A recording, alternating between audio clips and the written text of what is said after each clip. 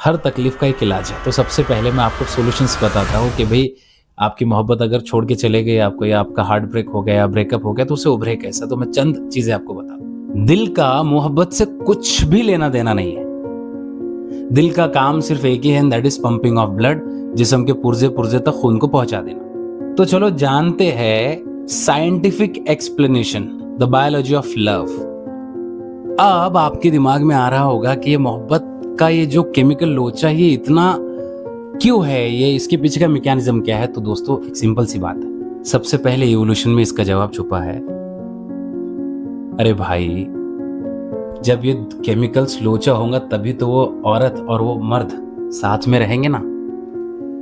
तो कहीं ना कहीं ये केमिकल लोचे के वजह से ही आज दुनिया के ये रिश्ते टिके हुए हैं। दूसरा, अगर तुमको बच्चे पैदा करना है, तुमको मेटिंग करना है, तो थोड़ा सा इमोशंस होना जरूरी है ना। तो रिश्तों में बॉन्डिंग इन्हीं केमिकल्स की वजह से आ रही है ना। पर आज के दौर में ये केमिकल्स के लोचे जो है ना, एक बहुत ज्यादा कॉम्प्लिकेटेड हो गए।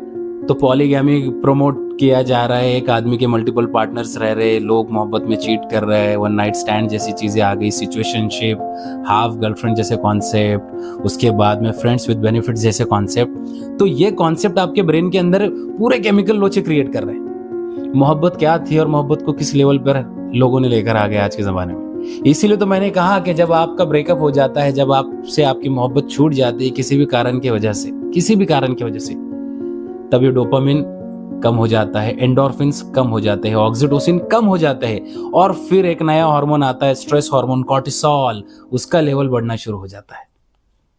और लिटरली एक रिसर्च में तो ये पाया गया था, फिजिकल पेन देने वाले ब्रेन के अंदर के रीजन्स एक्टिवेट हो जाते हैं। तो जब किसी इंसान को मोहब्बत में दर्द होता है, तकलीफ होती है, जिस्म में जो तकलीफें होती है ना, वो वाकई में उसको होती है। वो गलत नहीं कहे, क्योंकि उसने वाकई में उससे सच्ची मोहब्बत किया था। पर आपको लगता होगा ना, सर अगर इतनी तकलीफें है तो क्या इसका कोई सॉल्यूशन है। हर तकलीफ का एक इलाज है। तो सबसे पहले मैं आपको सॉल्यूशंस बताता हूँ कि भाई आपकी मोहब्बत अगर छोड़ के चले गए आपको, या आपका हार्ट ब्रेक हो गया, ब्रेकअप हो गया, तो उससे उभरे कैसा। तो मैं चंद चीजें आपको बताता हूँ। सबसे पहले तो नो कनेक्शन रूल। 60 डेज तक उस व्यक्ति के बारे में बात मत करो, उसके फोटोज मत देखो, उसके बारे में कुछ भी मत बोलो। देखो आपके दिमाग में उसका ख्याल आ रहा है ना, आने दो, उससे कुछ फर्क नहीं पड़ता। दिमाग के ख्यालों को आप रोक नहीं सकते, पर बाकी चीजों को रोक दो। गैलरी में फोटोज है, डिलीट कर दो, चैट्स है, डिलीट कर दो। सारे मतलब ऐसे लोगों के साथ भी मत रहो जो उसका जिक्र आपके सामने कर रहा है। तो जिक्र करना बंद कर दो, उसके बारे में बात करना बंद कर दो, उसे दिखना बंद कर दो। पहला ये हो गया सॉल्यूशन। दूसरा क्या करो, आप एक्सरसाइज करना स्टार्ट करो। एक्सरसाइज से ना डोपामिन लेवल भी बढ़ जाता है और एंडोर्फिन्स भी बढ़ते हैं। तो दूसरा एक्सरसाइज करो। तीसरा आप योगा करो, मेडिटेशन करो। चौथा, अगर आप किसी भी धर्म के हो तो थोड़े से धार्मिक बन जाओ।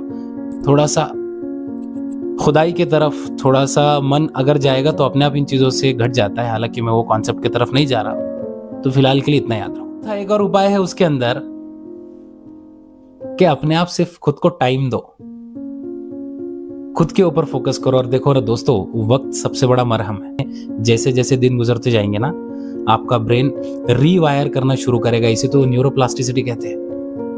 न्यूरोप्लास्टिसिटी का एक आसान मीनिंग बताता हूं, हम जैसे सोचते हैं ना वैसे हम बनते जाते हैं। तो अगर कोई तुम्हें छोड़कर भी चला गया तो जिंदगी रुकती नहीं ना। हमारा पर्पस ये थोड़ी था जिंदगी का। और भी गम है जमाने में, गम इश्क के सिवा, राहतें और भी है वस्ल की राहत के सिवा। तो सिर्फ एक यही दर्द थोड़ी है, दुनिया में तो बहुत दर्द है, मेरा दर्द बहुत कम है। ऐसा आपने सोचना चाहिए।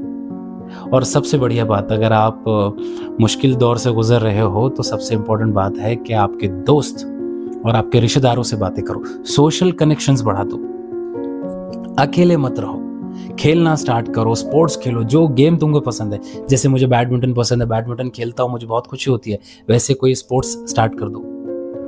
मम्मी पापा भाई बहन इनसे दोबारा मिलना, ज्यादा से ज्यादा बात करना शुरू कर दो, दोस्तों से बात करो।